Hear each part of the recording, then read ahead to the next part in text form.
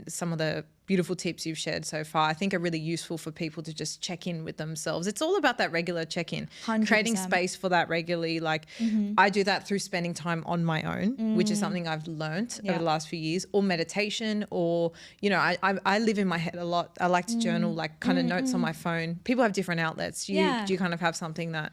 Yeah, I live in my notes app and a lot of photo albums. So, you know, even when I'm feeling kind of like low in self-confidence, or I'm kind of having my doubts of who I am, why am I here, what am I doing? You know, we all have those days. Crises. 100%, and it happens regularly. I have a photo album called My Wins.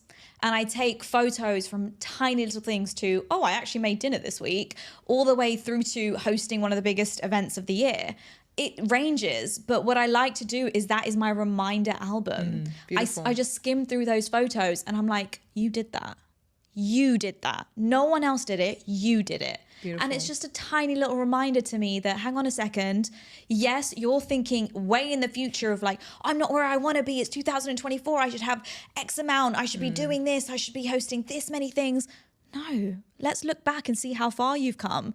And these kind of little, just this one technique I share with my community is creating a My Wins album. And that's all it takes. If you're not I'm very much a visual person. So looking back at the photos and videos totally shift my perspective.